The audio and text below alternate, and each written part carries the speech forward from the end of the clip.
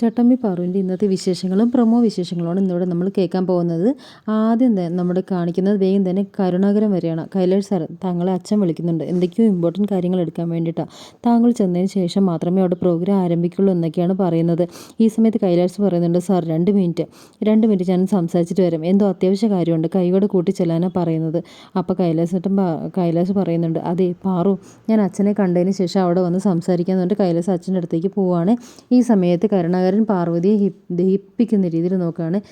പാർവതി പേടിച്ച് അവിടെ നിന്ന് പോവാണ്. അപ്പോൾ മുക്തയോട് കരുണാകരൻ പറയാണ്, മാഡം ഇനിയും കൈലാഷ് പ്രപ്പോസ് ചെയ്യാനുള്ള സാധ്യതയുണ്ട്. അതെ, സംശയമുണ്ടോ? ഇനിയും പ്രപ്പോസ് ചെയ്യാനുള്ള സാധ്യതയുണ്ട്. അപ്പോൾ നമ്മൾ വീണ്ടും അത് മുടക്കുക തന്നെ വേണം. നമ്മുടെ പ്ലാൻ അനുസരിച്ച് കാര്യങ്ങൾ നടക്കുന്നവരെ അവർ പ്രപ്പോസ് ചെയ്യാൻ പാടില്ല. അവളോട് ഇഷ്ടമുണ്ടെന്ന് പാടില്ല എന്ന് പറയാണ്. അപ്പോൾ അങ്ങനെ പാറുവാണെങ്കിലോ ചുറ്റിനും നമ്മുടെ ഗന്ധർവനെ അന്വേഷിച്ച് അങ്ങനെ നടക്കുകയാണ് കേട്ടോ. അപ്പോൾ ഗന്ധർവനെ കാണുന്നില്ല. ജയന്തി ഓടിയെന്ന് പറയണ, എടി ഞങ്ങൾ നോക്കി ഇതിൻ്റെ പാതി ലോക്കറ്റ് ഇട്ടിരിക്കുന്ന ഗന്ധർവനെ ഒന്നും കാണാനില്ല. അപ്പോഴേക്കും സൗന്ദര്യം വരികയാണ്. സൗന്ദര്യം, നീ കണ്ടോ? ആരെയും തോന്നി, പിന്നെ ആരെ അന്വേഷിക്കുന്നത്? ഞാൻ ആരെ അന്വേഷിക്കാനാ? നീ ഗന്ധർവനെ അന്വേഷിച്ചല്ലേ പോയത്? ഗന്ധർവനെ കണ്ടോ? ഗന്ധർവനോ? അതാരാണ്? എൻ്റെ പൊന്നു സൗന്ദര്യയെ, നിൻ്റെ മറവി രോഗം കൂടുന്നുണ്ട്, 2 ദിവസമായിട്ട് കുറവായിരുന്നല്ലോ, ഇപ്പോൾ വീണ്ടും തുടങ്ങിയോ? അപ്പോൾ മോഹൻ വന്നിട്ട് പറയാണ്, ഞാനിവിടേക്ക് അന്വേഷിച്ചു, ഗന്ധർവനെ കാണുന്നൊന്നുമില്ല, ഇത്ര ഒരുങ്ങി കെട്ടി ഈ കൊച്ചു നല്ല സുന്ദരി കുട്ടിയായിട്ട് വന്നിരിക്കുകയാണ്, കുറച്ചെങ്കിലും മനസാക്ഷി ഉണ്ടെങ്കിൽ ആ ഗന്ധർവം വരില്ലായിരുന്നോ? ഈ കൊച്ചിൻ്റെ മുന്നിലൊന്ന് വന്നൂടായിരുന്നോ എന്ന് പറയണേ. ഈ സമയത്ത് നമ്മുടെ പ്രിയനാണെങ്കിൽ അവിടേക്ക് വന്നിട്ട് പാർവതി ഇരിക്കുന്ന അതേ കളറിലുള്ള ഡ്രസ്സൊക്കെ ഇട്ടിട്ടാണ് വരുന്നത്. പ്രിയനെ കണ്ടത് നമ്മുടെ എന്താ പറയുക, സൗന്ദര്യം ചോദിക്കുക, ഞങ്ങളെക്കാൾ മുന്നേ പാർവതി എത്തി, പിന്നെ ഗന്ധർവനെ കാണാനിട്ട്.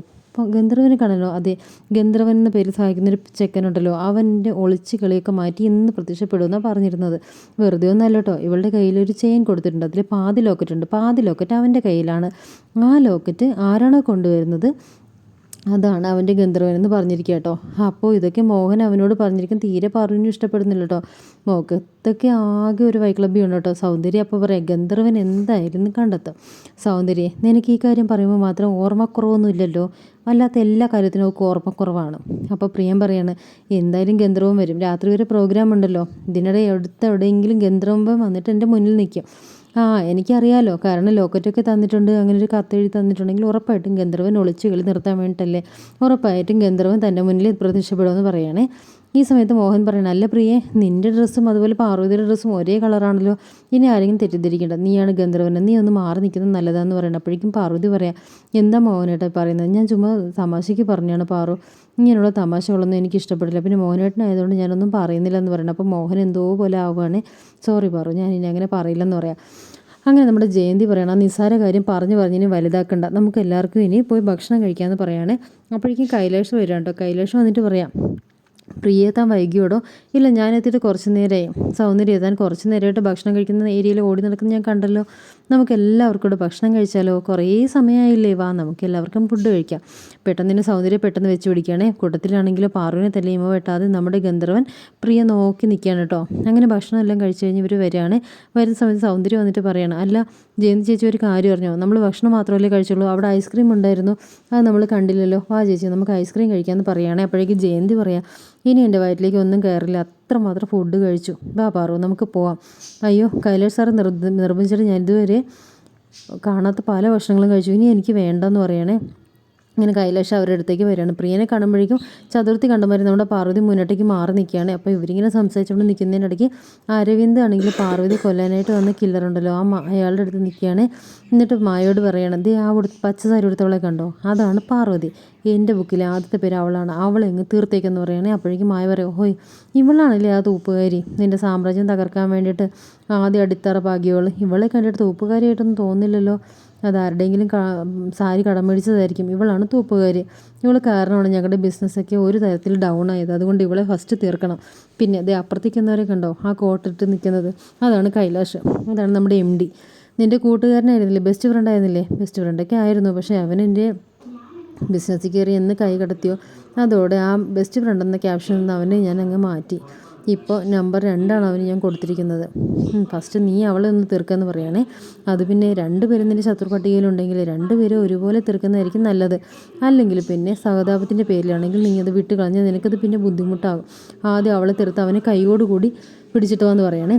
അപ്പോൾ ഇത് കേട്ടത് നമ്മുടെ PKR അങ്കിളിൻ്റെ ഒരേ ഒരു മകനാണ് അവൻ. അവനെന്തെങ്കിലും പറ്റിയാലേ അവൻ്റെ ശരീരത്തിൽ നിന്ന് ഒരു തുള്ളി ചോര പൊടിഞ്ഞാൽ അയാൾ സട കുടഞ്ഞ് എഴുന്നേൽക്കും. അതുകൊണ്ട് അയാൾ അന്വേഷണം കൊണ്ടുവരും. പിന്നെ അത് ചുറ്റിപ്പറ്റി എൻ്റെ നേരെ തന്നെ വന്ന് നിൽക്കും. അതുകൊണ്ട് വേഗം തന്നെ ഇത് ചെയ്യണമെന്ന് പറയണേ എന്ന് പറഞ്ഞാൽ ഞാനതിന് കൊള്ളാത്തവനെന്നാണ് പറയുന്നത്. അങ്ങനെയൊന്നും അല്ല ഞാൻ പറഞ്ഞു വന്നത്. ആദ്യം അവളുടെ കാര്യം തീർക്കാം, അതിനുശേഷം ഞാൻ പറയുന്നതനുസരിച്ച് അവൻ്റെ കാര്യത്തിലൊരു തീരുമാനം എടുക്കാമെന്ന് പറയണം. അപ്പോഴേക്കും മായ പറയാം, നീ രാത്രി വരെ ഒന്നും വെയിറ്റ് ചെയ്യേണ്ട ആവശ്യമില്ല. ഒരൊറ്റ മണിക്കൂർ കൊണ്ട് അവളുടെ കാര്യം തീരുമാനമാവും. 1 മണിക്കൂറിന് നിനക്കൊരു കോൾ വരും, അവളുടെ കഥ കഴിഞ്ഞു എന്ന് പറഞ്ഞിട്ട്. നീ അതിനുവേണ്ടി വെയിറ്റ് ചെയ്തോന്ന് പറയാണ്. എന്നിട്ട് എല്ലാവരുടെയും കൂടെ പാർവതി നിൽക്കുന്നുണ്ടെങ്കിലും ഗന്ധർവൻ വന്നിട്ടുണ്ടോ എന്ന് അവളിങ്ങനെ നോക്കുന്നുണ്ട്. അപ്പോൾ പാർവതി മനസ്സിൽ വിചാരിക്കുന്നുണ്ട്, ഇതൊന്ന് മാറിയിട്ട് ഈ ഗന്ധർവനെ അന്വേഷിക്കണമെന്നുണ്ടെങ്കിൽ കൈലാഷ് സാർ അടുത്തേക്കെന്ന് പറഞ്ഞാൽ ഗന്ധർവൻ വരാത്തതാണോ എന്നൊക്കെ ഇങ്ങനെ ആലോചിക്കുകയാണ്. അപ്പോഴും കൈലാഷ് പറയാം, എങ്കിൽ ശരി വാ നമുക്ക് അകത്തേക്ക് പോകുന്നതുകൊണ്ട് പോവാണ്. പാർവതി മാത്രം അവിടെ നിൽക്കുക കേട്ടോ. അപ്പോൾ കൈലാഷ് പാർവതി കാണാണ്. ഇങ്ങനെ കൈലാഷ് പാർവതിയുടെ അടുത്ത് വരികയാണ്. കൈലാഷ് മനസ്സിൽ വിചാരിക്കുകയാണ്, ഇത് നല്ലൊരു തക്കമാണ്, ഇവളെ പ്രപ്പോസ് ചെയ്യാൻ പറ്റിയ തക്കമാണെന്ന് പറഞ്ഞിട്ട് ഇവരൊക്കെ നിൽക്കുന്ന സമയത്ത് പറ്റുകയില്ല. അപ്പോൾ പാർവതി, എനിക്ക് നിന്നോട് ഒരു അത്യാവശ്യ കാര്യം പറയേണ്ടെന്ന് പറഞ്ഞിട്ട് അടുത്ത് വന്നു കേട്ടോ. പാർവതി അപ്പോൾ ചോദിക്കുകയാണ്, പറഞ്ഞിട്ട് സാർ എന്താണ്? അത് പിന്നെ എനിക്ക് നിന്നെ എന്നിങ്ങനെ പറയാൻ വരുമ്പോഴേക്കും നമ്മുടെ അരവിന്ദനെ കാണിക്കുകയാണേ. അരവിന്ദനാണെങ്കിലോ മായയോട് പറയാണ്, ഞാൻ അവിടെ നിന്ന് മാറ്റിത്തരാം, പിന്നെ നിനക്ക് സുഖമായിട്ട് അവളുടെ കാര്യം തീർക്കാൻ പറ്റുമെന്ന് പറയണേ. അപ്പോൾ നിനക്കും എനിക്ക് തമ്മിൽ ഈ നിമിഷം മുതൽ വേറൊരു ബന്ധമില്ല എന്ന് പറയണ്ടോ. അങ്ങനെ അരവിന്ദ് കൈലാഷിൻ്റെ അടുത്തേക്ക് ചെല്ലുകയാണേ. നീ എവിടെയായിരുന്നു? അല്ല അരവിന്ദ, നീ ഇപ്പോഴാണോ വരുന്നത്? ഞാൻ എപ്പോഴോ വന്നതാ, ഞാനൊരു മീറ്റിങ്ങിലായിരുന്നു, നിന്നോട് സംസാരിക്കണം എന്നാ ക്ലയൻറ്റിന്. ആണോ? ഒരു 2 മിനിറ്റ്, ഞാനൊരു കാര്യം പറഞ്ഞോട്ടെ. സമയമില്ല, അയാൾ കുറേ നേരിട്ട് വെയിറ്റ് ചെയ്യുക, ഞാൻ നിന്നെ അന്വേഷിച്ച് നടക്കുകയായിരുന്നു. അതുകൊണ്ട് തന്നെ കൈലാഷ് പാർവതിയോട് പിന്നീട് വരാമെന്ന് പറഞ്ഞിട്ട് അങ്ങ് പോവുകയാണ്. അതുകൊണ്ട് പ്രപ്പോസ് ചെയ്യാനും പറ്റുന്നില്ല കേട്ടോ. അപ്പോൾ ഈ സമയത്ത് പാർവതി ചുറ്റും ഗന്ധർവനെ അന്വേഷിക്കാൻ കേട്ടോ. അപ്പോഴും ഗന്ധർവനെ കാണുന്നില്ല. മായ ആണെങ്കിലും പാർവതിയുടെ അടുത്തേക്ക് വരികയാണ്. അവൾ ഒറ്റയ്ക്കാണല്ലോ നിൽക്കുന്നത്. തക്കം പറത്ത് നിൽക്കുന്ന മായ പതിയെ അവളെ കൊല്ലാൻ വരുന്നതും അവിടേക്ക് രഘു വരികയാണ്. പാർവതി, പ്രിയനെ കണ്ടോ? പ്രിയൻ ഇവിടെ ഉണ്ടായിരുന്നല്ലോ. അപ്പോഴേക്കും പ്രിയൻ വരികയാണ്. എന്താ നീ അന്വേഷിക്കുന്നത്? ചടങ്ങ് തുടങ്ങാൻ പോകണം. നേരത്തെ വർക്ക് ചെയ്ത തൊഴിലാളികൾ ആദരിക്കുന്ന ഒരു ചടങ്ങുണ്ട്. അവർക്ക് ആവശ്യമുള്ള മൊമെൻ്റൊക്കെ അവിടെ വെച്ചിട്ടുണ്ട്. അതെന്താ നിനക്കെടുത്ത് അതൊന്നും പൊങ്ങില്ലേ? നിനക്ക് എന്തെങ്കിലും സംശയം ഉണ്ടെങ്കിൽ കരുണാകരൻ സാറിനോട് പറഞ്ഞാൽ മതി. ഞാനത് നിന്നോട് പറഞ്ഞു, മര്യാദയ്ക്ക് കേൾക്കാൻ പറയാണ്. അപ്പോഴേക്കും പ്രിയം പറയാണ്, ചുമ്മാ ഷോ കാണിക്കുകയാണെന്ന് പറയുകയാണ്. ഈ സമയത്ത് എന്താ പറയുക, ഒരാളിങ്ങനെ നോക്കുകയാണ്. മായയാണ് ആയി നോക്കുന്നത്. മായ ഇപ്പം പാർവതിക്കൊരു ഭയം തോന്നണം. അപ്പോൾ പ്രിയന് തോന്നണം, എന്തായിരിക്കും അവളിങ്ങനെ നോക്കി ഇങ്ങനെ ദഹിപ്പിക്കുന്ന മാതിരി നോക്കിയിട്ട് പോയത്. അങ്ങനെ പ്രിയനാണെങ്കിൽ തിരിച്ചങ്ങ് പോകാണ്ട് എന്തോ ഒരു വശപ്പശക്ക് തോന്നി. പ്രിയനാണെങ്കിലോ പിന്നെയും തിരിഞ്ഞു നോക്കുകയാണ് കേട്ടോ. പെട്ടെന്ന് അയാളങ്ങ് മാറിക്കളയാണ്. അടുത്ത സീനിലാണെങ്കിലോ നമ്മുടെ കൈലാഷിനെ കാണുന്ന മുക്ത കൈലാഷേ എന്ന് പറഞ്ഞ് വരികയാണ് കേട്ടോ. അപ്പോൾ കൈലാഷാണെങ്കിലോ, കൈലാഷേ, നീ എന്നെ അവോയ്ഡ് ചെയ്യുന്നത് മനഃപൂർവ്വമാണെന്നുള്ളത് എനിക്ക് നന്നായിട്ട് അറിയാം. പക്ഷേ എനിക്ക് അറിയില്ലായിരുന്നല്ലോ നീ അവളെ സ്നേഹിക്കുന്ന കാര്യം. നീ സ്നേഹിക്കുന്നൊരു പെൺകുട്ടി ഉണ്ടെന്ന് പറഞ്ഞപ്പോൾ ഞാനൊരിക്കലും പാർവതിയാണെന്ന് വിചാരിച്ചില്ല. പാർവതി നിനക്ക് ചേർന്നൊരു പെൺകുട്ടിയാണെന്ന് ചോദിച്ചാൽ എനിക്കറിയില്ല. പക്ഷേ നിനക്ക് എന്തുകൊണ്ടും പാർവതി ഇഷ്ടമായി. അങ്ങനെയുള്ളൊരു ഇഷ്ടം അവളോടാണ് നിനക്ക് തോന്നിയതുണ്ടെങ്കിൽ നീ എന്നോട് പറയണമായിരുന്നു. ഞാനൊരിക്കലും അവളെ അടിക്കുകയില്ലായിരുന്നു, ഞാൻ അവളെ അടിച്ചും പോയി. നിനക്ക് വേണമെങ്കിൽ അവളെ ക്ഷമ ചോദിക്കാം. നീ അവളെ കല്യാണം കഴിച്ചോ, അതിന് ഞാൻ സപ്പോർട്ട് ചെയ്യുകയും ചെയ്യാം. അപ്പോൾ കല്യാണം കഴിച്ചതിൻ്റെ പിന്നിൽ പിന്നെ നിനക്ക് സഹിക്കാൻ പറ്റുമായിരിക്കും, പക്ഷേ എനിക്കത് സഹിക്കാൻ പറ്റില്ല കൈലാസ് എന്ന് പറയുകയാണ്. അങ്ങനെ അവർ രണ്ടുപേരും കൂടി അതിങ്ങനെ പറയാം, എൻ്റെ ഏറ്റവും വലിയ ആഗ്രഹം നിങ്ങൾ സന്തോഷത്തോടെ ഇരിക്കുക എന്നുള്ളതാണ്. നീ സന്തോഷത്തോടെ ഇരിക്കാൻ വേണ്ടിയിട്ട് ഞാൻ എന്തും ചെയ്യുമെന്ന് പറയണേ. അപ്പോൾ കൈലാസ് പെട്ടെന്ന് നമ്മുടെ മുക്തിയുടെ അടുത്ത് നിന്നിട്ട് പറയണം, മുക്തി, നീ അവളോട് ക്ഷമ ചോദിക്കണ്ട. നീ അവളെ തല്ലിയപ്പോൾ എനിക്ക് വിഷമം തോന്നി, ശരിയാണ്. പക്ഷേ എനിക്ക് നിന്നോട് ക്ഷമ ചോദിക്കാനുണ്ട്. നീ അവളെ തല്ലുന്ന കണ്ടപ്പോഴേ ഞാൻ നിന്നെ തല്ലിയില്ലേ, അപ്പോൾ എനിക്ക് ഭയങ്കര വിഷമമായി. നീ എന്നോട് ക്ഷമിക്കണമെന്ന് പറയണേ. അപ്പോൾ കുഴപ്പമൊന്നുമില്ല, പിന്നെ കൂട്ടുകാരാകുമ്പോൾ അങ്ങനെ വഴക്കും പിണക്കൊക്കെ ഉണ്ടാവില്ലേ. നീ എന്തായാലും അവളെ പ്രപ്പോസ് ചെയ്യാൻ പോവല്ലേ, നീ പോയിട്ട് വാന്ന് പറയണേ. എന്നിട്ടെന്താ ഇത്രയും നേരമായിട്ട് അവളെ പ്രപ്പോസ് ചെയ്യാത്തത്? അതല്ലടി, ഞാൻ അവളോട് ചെല്ലുമ്പോഴെല്ലാം ആകെ ഭയപ്പെടുന്നു. ഒരുപാട് കാര്യങ്ങൾ അവളോട് ഞാൻ സംസാരിക്കാറുണ്ട്. അപ്പോഴൊന്നും എനിക്ക് ഭയം തോന്നിയിട്ടില്ല. പക്ഷേ അവളുടെ അടുത്ത് പ്രപ്പോസ് ചെയ്യാൻ ചെല്ലുമ്പോൾ മാത്രമേ എനിക്ക് ആകെ ഒരു ഭയം. അവൾക്ക് മനസ്സിലാവുന്നുണ്ടെന്നാണ് എൻ്റെ വിചാരം. അവളെന്നോട് പറയാണ്, കൈലാഷ് സാറിന് എന്നെ ഇഷ്ടമാണ്.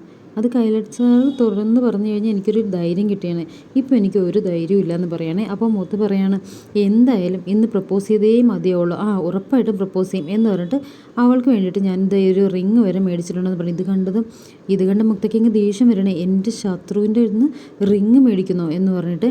എന്നിട്ട് ഭയങ്കരമായിട്ട് അങ്ങ് ദേഷ്യപ്പെടുകയാണ്. നീ പറയൊരു ഐഡിയ, എങ്ങനെ അവളെ പ്രപ്പോസ് ചെയ്യാൻ പറ്റും, എങ്ങനെയായിരിക്കും അവളെ പ്രപ്പോസ് ചെയ്യുക എന്നൊക്കെ ചോദിക്കാൻ കേട്ടോ. അപ്പോൾ ഒന്ന് ചിന്തിക്കാനുള്ള സാവകാശം എന്താ, 2 മിനിറ്റ് അല്ല 5 മിനിറ്റ് നീ എടുത്തോ, പക്ഷേ ഐഡിയ സൂപ്പറായിരിക്കണമെന്ന് പറയണം. അപ്പോൾ ആ സമയത്ത് പാർവതി കാണിക്കുകയാണേ. അപ്പോൾ ചുറ്റിനും നോക്കുകയാണ് കേട്ടോ പാർവതി. ഞാൻ വന്നിട്ട് ഇത്രയും നേരം, എന്നിട്ട് നിങ്ങൾ എൻ്റെ മുന്നിൽ വരാത്തത്?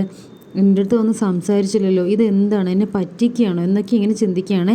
ഈ സമയത്ത് നമ്മുടെ ജയന്തി ചേച്ചി ഉണ്ടല്ലോ, ജയന്തി ചേച്ചി വന്നിട്ട് പറയുക, ഇവിടെ എല്ലാവരും ഹാപ്പി ആയിട്ട് നിൽക്കുന്നത്, നീ മാത്രമാണ് ഇങ്ങനെ മുഖം കയറ്റിപ്പിടിച്ച് നിൽക്കുന്നതെന്ന് പറയുകയാണ്. അപ്പോൾ എന്തിനാണ് അയാളെ പരിചയപ്പെടുത്തിയത്? നമ്മളിപ്പോൾ ഒരു സാധാരണ ഒരു മനുഷ്യനാണെന്നുള്ളത് നിനക്കറിയാലോ. അപ്പോൾ എന്തായാലും ഈ ഒരു ഫംഗ്ഷൻ തീരുന്നതിന് മുമ്പായിട്ട് അയാൾ നിൻ്റെ മുന്നിൽ വന്ന് ഞാനാണ് ഗന്ധർവനെന്ന് ഉറപ്പായിട്ടും പറയുമെന്ന് പറയുകയാണ്. അപ്പോൾ പ്രിയ മനസ്സിൽ വിചാരിക്കുകയാണ്, പാർവതിക്ക് പ്രിയയെ ഇഷ്ടമല്ലല്ലോ, ഗന്ധർവനാണ് ഞാനെന്ന് മനസ്സിലാക്കുമ്പോൾ പാർവതി എന്നെ ഇഷ്ടപ്പെടാതിരിക്കില്ല, ഞാൻ അവളെ ഒരുപാട് ഹെൽപ്പ് ചെയ്തിട്ടുണ്ടല്ലോ എന്നൊക്കെ ഇങ്ങനെ മനസ്സ് വിചാരിക്കുകയാണ്. ഇത്രയും കാര്യങ്ങളൊക്കെയാണ് ഈ എപ്പിസോഡിൽ നടക്കുന്നത്. ഇനി അടുത്തത് പ്രമോ വിശേഷമാണ് കേട്ടോ. അപ്പോൾ തുടക്കത്തിലാണെങ്കിലോ നമ്മുടെ ആരെ കാണിക്കുന്നത്, പ്രിയനെയാണ്. നീ എൻ്റെ കൂടെ സ്റ്റോർ റൂമിലേക്ക് വരുമോ ചോദിക്കുകയാണ്. അപ്പോൾ മോഹൻ പറയാണ്, എടാ ഞാൻ ഭക്ഷണം കഴിച്ച് വയറൊക്കെ വീർത്തിരിക്കണം, നീ ഒരു കാര്യം ചെയ്, അവളെയും കൂട്ടിട്ട് പോ, പാറുവിനെയും കൂട്ടിട്ട് പോ, ഞാൻ വരുന്നില്ല എന്ന് പറയുകയാണെ. എന്നെ കൊണ്ട് വരില്ല, എനിക്കും വിശക്കാണെന്ന് പറയുകയാണെ. അങ്ങനെ നീ പോകുന്നു പറയണം. അവൻ എല്ലാവരും കൂടി പറയുന്നതായിട്ട് പാർവതി പോകണോ വേണ്ടെന്ന് പറഞ്ഞ് ഇങ്ങനെ കൺഫ്യൂഷൻ നിൽക്കുകയാണ്. എൻ്റെ കൂടെ താൻ വന്നു കഴിഞ്ഞാൽ തൻ്റെ ഗന്ധർവൻ ആരാണെന്ന് ഞാൻ പറഞ്ഞുതരാമെന്ന് പറയുകയാണെ. അതേടോ തനിക്ക് തൻ്റെ ഗന്ധർവനെ അറിയാടോ എന്ന് പറയുകയാണെ. അപ്പോൾ ഗന്ധർവൻ ആരാണെന്നുള്ളത് അറിയാൻ വേണ്ടിയിട്ട് താൻ എൻ്റെ കൂടെ വാന്ന് പറയുകയാണെ. തനിക്ക് എങ്ങനെ അറിയാം? ഞാൻ പറയാം, താൻ സ്റ്റോർ റൂമിലേക്ക് വാന്ന് പറയണം. ഈ സമയത്ത് പാർവതി പറയാണ്, തൻ്റെ കൂടെ ഒറ്റയ്ക്ക് സ്റ്റോർ റൂമിൽ വരാനോ, എനിക്ക് ഒറ്റയ്ക്ക് വരാനൊന്നും പറ്റില്ല, തൻ്റെ കൂടെ ഒറ്റയ്ക്ക് വരുന്നതൊന്നും ഒട്ടും സേഫല്ല, താൻ എൻ്റെ കൂടെ വരോ എന്ന് പറയണേ. എന്നിട്ട് പാർവതി വിചാരിക്കുകയാണ്, എന്തായാലും പോയി നോക്കാം.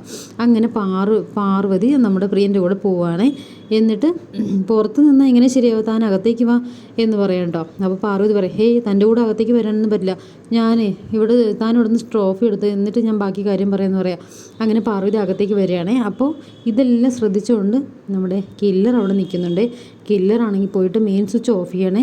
ആ സമയത്ത് പ്രിയനാണെങ്കിലോ താനാണെന്ന് ഗന്ധർവനെന്ന് അറിയിക്കാൻ വേണ്ടി ആ ലോക്കറ്റ് തൻ്റെ കയ്യിലേക്ക് എടുക്കുകയാണ്. പെട്ടെന്ന് കറണ്ട് പോകുമ്പോഴോ നമ്മുടെ പ്രിയനാണെങ്കിലോ നോക്കുമ്പോൾ മെയിൻ സ്വിച്ച് ഓഫ് ചെയ്തിരിക്കുകയാണ്. അങ്ങനെ പാർവതി വട്ടം പിടിക്കുകയാണ് കേട്ടോ. പാർവതി ആണെങ്കിലോ തള്ളി മാറ്റി കുതിറി ഓടാൻ നോക്കുകയാണ്. അവസാനമാണെങ്കിലോ നമ്മുടെ പ്രിയൻ ഓടി എത്തുന്ന സമയത്ത് പാർവതിയെ തള്ളിയിട്ട് ആ കില്ലറങ്ങ് പോവുകയാണേ. കില്ലറെ പിടിക്കാൻ നോക്കിയിട്ട് നടന്നില്ല. അപ്പോൾ പാർവതി ആണെങ്കിലോ പിടിക്കാൻ നോക്കിയിട്ട് നടക്കാതെ അങ്ങനെ കാരണം നോക്കി ഒരൊറ്റ അടി ഒടിച്ചു കൊടുക്കുകയാണ്. നിനക്ക് അമ്മയും പെങ്ങളും തിരിച്ചറിയാൻ പറ്റില്ലെന്ന് ചോദിച്ചിട്ട്, പക്ഷേ അടി കൊള്ളുന്നത് ആർക്കാണ്, നീ എന്താണ് ചെയ്തതെന്ന് പറഞ്ഞിട്ട് ഭയങ്കരമായിട്ട് അങ്ങ് ദേഷ്യപ്പെടുകയാണ്. എന്നിട്ട് പേടിച്ചിറങ്ങി പുറത്തേക്ക് വന്നിട്ട് പ്രിയനോട് പറയണേ, ഇതെല്ലാം ഞാൻ കൈലാഷ് സാറിനോട് പറഞ്ഞിട്ട് നിൻ്റെ ജോലി ഞാൻ കളയാൻ എനിക്ക് സമയമൊന്നും വേണ്ട, പക്ഷേ ഞാനിതൊക്കെ പറഞ്ഞു കഴിഞ്ഞാലേ സാറിൻ്റെ വിലയും കൂടിയാണ് പോകുന്നത്, അതുകൊണ്ട് ഞാൻ പറയുന്നില്ല, നീ രക്ഷപ്പെട്ടെന്ന് വിചാരിച്ചോ എന്ന് പറഞ്ഞിട്ട് അങ്ങ് പോവുകയാണേ.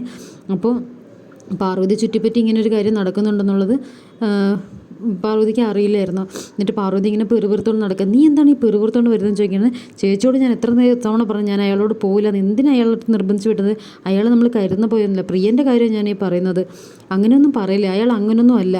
അപ്പോൾ അത് ശരി തന്നെയാണ്, എത്ര കൂട്ടാണെന്ന് പറഞ്ഞാലും പ്രിയം കഴിഞ്ഞിട്ട് നിങ്ങൾക്ക് ഞാനുള്ളൂ. ഈ സമയത്ത് നമ്മുടെ കൈലാഷ് ആണെങ്കിലോ പാർവതി അന്വേഷിച്ചുകൊണ്ടിരിക്കണം. അപ്പോൾ എനിക്കൊരു ഐഡിയ കിട്ടിയിട്ടുണ്ട്, ഞാൻ നിന്നോട് പറയട്ടെ, നീ അതുപോലെ ചെയ്യുകയാണെങ്കിൽ നിനക്ക് പാർവതിയോട് പെട്ടെന്ന് തന്നെ പ്രപ്പോസ് ചെയ്യാൻ പറ്റും. എന്താ ഐഡിയ? അത് പിന്നെ നീ എൻ്റെ കൂടെ നീ എന്നെ ഒന്ന് പ്രപ്പോസ് ചെയ്ത് നോക്ക്, പാർവതിയാണെന്ന് വിചാരിച്ചിട്ട്. അപ്പോൾ നീ അതുപോലെ പ്രപ്പോസ് ചെയ്യുക, അപ്പോൾ ഞാൻ നിനക്ക് പറഞ്ഞുതരാം, ഓക്കെ ആണെങ്കിൽ ആ രീതിയിൽ നീ അവളോട് സംസാരിച്ചാൽ മതി, പാർവതിക്ക് സന്തോഷമാവെന്ന് പറയണേ. ശരിയാണ്, മുക്തയോട് സംസാരിച്ചതിന് ശേഷം നമുക്ക് പാർവതിയോട് സംസാരിക്കാമെന്ന് പറഞ്ഞിട്ട് പറയണം. ആ നാണക്കേടും ചെളുപ്പൊക്കെ ഒന്ന് മാറിക്കിട്ടുമല്ലോ.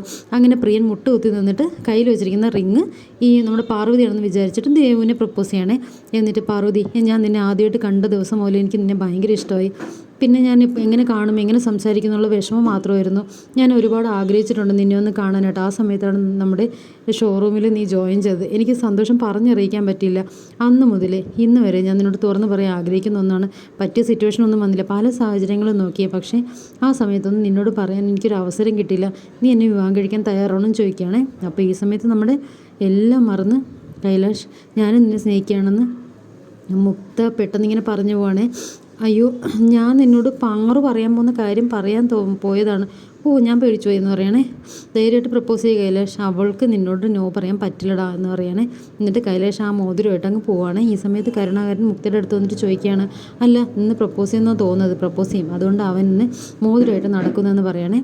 ഇപ്പോൾ അവളുടെ അടുത്തേക്ക് വരുന്നോ അപ്പോൾ തന്നെ പ്രപ്പോസ് ചെയ്യാമെന്ന് പറയണം കേട്ടോ. അപ്പോൾ പറയാനുണ്ടോ മേഡം എന്ന് പറഞ്ഞിട്ട് അങ്ങ് പോവാം. എന്നിട്ട് ആ സമയം നമ്മുടെ പാറു ആണെങ്കിലോ അവിടെ നിൽക്കുന്ന കൈലാസ് കണ്ടിട്ട് കൈലാസ് പറയണം, ഞാൻ പറഞ്ഞില്ല ഒരു കാര്യം പറയണ്ട, ഞാൻ എത്ര തവണ നിന്നോട് പറഞ്ഞോളൂ സാർ എന്ന് പറഞ്ഞിട്ട് അവളും കൂളായിട്ട് സംസാരിക്കണം കേട്ടോ. എനിക്ക് ഒരു കാര്യം പറയാനുണ്ടെന്ന് പറഞ്ഞിട്ട് ഇനി പറഞ്ഞു കഴിഞ്ഞാൽ അവളെന്തെങ്കിലും വിചാരിക്കും എന്നൊക്കെ മനസ്സിലെങ്കിലും ആലോചിക്കണ്ടേ. എന്നിട്ട് പാർവതി എന്താ മനസ്സിൽ വിചാരിക്കുന്നത്, എന്താണാവോ ഞാനിപ്പോൾ സാറിനോട് അതെങ്കിൽ പറഞ്ഞാലോ അവൻ്റെ കാര്യം എന്നൊക്കെ പറഞ്ഞിട്ട് ആലോചിക്കുക. പെട്ടെന്ന് സൗന്ദര്യ ജ്യൂസും കൊണ്ടുവരികയാണ്. ജ്യൂസ് അങ്ങ് തട്ടി താഴെ വീഴണം. അപ്പോൾ പ്രിയം പെട്ടെന്ന് തിരിഞ്ഞു നോക്കുമ്പോൾ സൗന്ദര്യമാണ്. അയ്യോ സാർ ഞാൻ കണ്ടില്ല സാർ. കുഴപ്പമില്ല സൗന്ദര്യം, കുഴപ്പമില്ല എന്ന് പറഞ്ഞിട്ട് വീണ്ടും പറയണം. പെട്ടെന്ന് തന്നെ മുക്ത പക്ഷേ ഓടി കയറി വന്ന് നമ്മുടെ സൗന്ദര്യയുടെ കരണക്കുറ്റിക്ക് ഒരു ഒറ്റ അടി വെച്ച് കൊടുക്കുകയാണ്. ഇത് എത്ര കോസ്റ്റ്ലി ആയിട്ടുള്ള ഷർട്ടാണെന്ന് അറിയോടി, നിനക്ക് ബോധമില്ലേടെന്ന് പറഞ്ഞിട്ട് അവളെ തല്ലാണ്. കൈലാഷനാകെ ദേഷ്യം വരുന്നത്, മുക്ത നീ എന്തായി കാണിക്കുന്നത്, ഈ ഷർട്ട് പോയാൽ പോട്ടെന്ന് ഞാൻ വിചാരിക്കും, നീ എന്തിനാണ് അവളെ തല്ലുന്നത്, ഇത് ഇത്രയും ചെറിയ കാര്യത്തിന് നീ എന്തിനാ ഇത്രയും ദേഷ്യപ്പെടുന്നത്, അവളോട് സോറി പറയുമെന്ന് പറയുകയാണ്. മുക്ത പറയും ഞാൻ ക്ഷമ ചോദിക്കൊന്നുമില്ല, അതിൻ്റെ ആവശ്യമൊന്നുമില്ല, അവൾ ചെയ്തത് തെറ്റാണെന്ന് പറയണേ. അപ്പോൾ അവൾ വേണമെങ്കിൽ എന്നോട് ക്ഷമ ചോദിക്കട്ടെ. ഈ സമയത്ത് നമ്മുടെ സൗന്ദര്യ കൈലാസിനോട് ക്ഷമ ചോദിക്കാൻ കേട്ടോ. സൗന്ദര്യോട് ചെയ്തത് മോശമാണെന്നുള്ളത് പിന്നെ ജയന്തിയും ബാക്കിയുള്ളവരൊക്കെ വന്ന് പറയണ്ട. മുക്തയാണെങ്കിലും അതൊന്നും ലെവൽ മൈൻഡ് ചെയ്യുന്നുമില്ല. സൗന്ദര്യം അങ്ങനെ പോകണുണ്ട്. അപ്പോൾ സൗന്ദര്യയുടെ പിന്നാലെ തന്നെ പാർവതിയും പോകണം. അപ്പോൾ കൈലാഷ് പറയാണ്, പാർവതി എനിക്ക് നിന്നോടൊന്ന് സംസാരിക്കണം പാർവതി, അപ്പോൾ ഇതൊന്ന് ശരിയാക്കട്ടെ എന്ന് പറയുകയാണെ. പെട്ടെന്ന് കൈലാഷ് മുക്തയോട് പറയും, ഞാൻ പറഞ്ഞില്ലേ നിൻ്റെ അടുത്ത് പ്രപ്പോസ് ചെയ്യാൻ നിന്ന സമയത്ത് നീ ഇതുപോലെയൊക്കെ കാണിച്ചു കൂട്ടരുത്, നീ ഈ കാണിക്കുന്ന ഒട്ടും ശരിയല്ല കേട്ടോ മുക്തയെ. ഈ സമയത്ത് മുക്ത ഒന്നും അറിയാത്ത പോലെ അയ്യോ അങ്ങനെയായിരുന്നോടാ, ഞാനത് ശ്രദ്ധിച്ചില്ലടാ, നിനക്ക് വേറൊരു അവസരം ഞാൻ തന്നെ ഒരുക്കി തരാമെന്ന് പറയുകയാണെ എന്ന് പറഞ്ഞ് കൺവിൻസ് ചെയ്യുക. അങ്ങനെ അവാർഡ് ദാനം തുടങ്ങുന്നു. പിന്നെ അവിടെ വെച്ചിട്ട് എല്ലാവരും ആദരിക്കുന്നു. പാർവതിക്ക് ഏറ്റവും അവസാനം ഒരു പ്രൈസ് കൊടുക്കുന്നു, ഒരു ട്രോഫി കൊടുക്കുന്നുണ്ട്. അപ്പോൾ സിംഗിൾ പെണ്ണാണല്ലോ പാർവതി, അതുകൊണ്ട് തന്നെ പാർവതിയാണ് ഇങ്ങനെ നിൽക്കാൻ കാരണം എന്നൊക്കെ പറഞ്ഞിട്ടാണ് ചെയ്യുന്നത്. അപ്പം മുക്തയ്ക്ക് വലിയ താല്പര്യം തോന്നില്ല. അങ്ങനെ ഈ ഒരു ചടങ്ങിനിടയ്ക്ക് തന്നെ നമ്മുടെ മുക്തയുടെ അമ്മയാണെങ്കിലോ അരവിന്ദനെയും അതുപോലെ തന്നെ മുക്തയെയും വിവാഹം ഉറപ്പിച്ചിരിക്കുക എന്നുള്ള കാര്യം പറയുകയാണ് കേട്ടോ. അപ്പോൾ ഇത് കേൾക്കുന്ന മോഹൻ പറയണം, ഇതോടെ അരവിന്ദ് സാറിൻ്റെ ജീവിതം കോഞ്ഞാട്ടയായി. അപ്പോൾ ഇങ്ങനെയൊക്കെയുള്ള സീനൊക്കെയാണ് നടക്കുന്നത്. പ്രിയനാണെങ്കിലോ പാർവതി ഉപദ്രവിക്കാൻ വന്ന അയാളുടെ പിന്നാലെ തന്നെ നടക്കുകയാണ്. ഇതിനിടയിൽ മായ വേഷം മാറി പ്രിയ ഈ കോലത്തിൽ കണ്ടല്ലോ, അതുകൊണ്ട് തന്നെ ഒരു പെൺവേഷം കെട്ടിയിട്ട് പാർവതിയെ കൊല്ലാനായിട്ട് ശ്രമിക്കാമെന്ന് പറഞ്ഞിട്ട് നിൽക്കുകയാണ് കേട്ടോ. അപ്പോൾ ഇത്രയും കാര്യങ്ങളൊക്കെ കാണിച്ചുകൊണ്ടാണ് ഈ കുറച്ച് എപ്പിസോഡ്സ് മുമ്പോട്ട് പോകുന്നത്. ഇത് 2-3 എപ്പിസോഡ്സ്. റിവ്യൂ ഇഷ്ടമായി കഴിഞ്ഞാൽ ചാനൽ സബ്സ്ക്രൈബ് ചെയ്യാനും ലൈക്ക് ചെയ്യാനും മറക്കരുത് കേട്ടോ.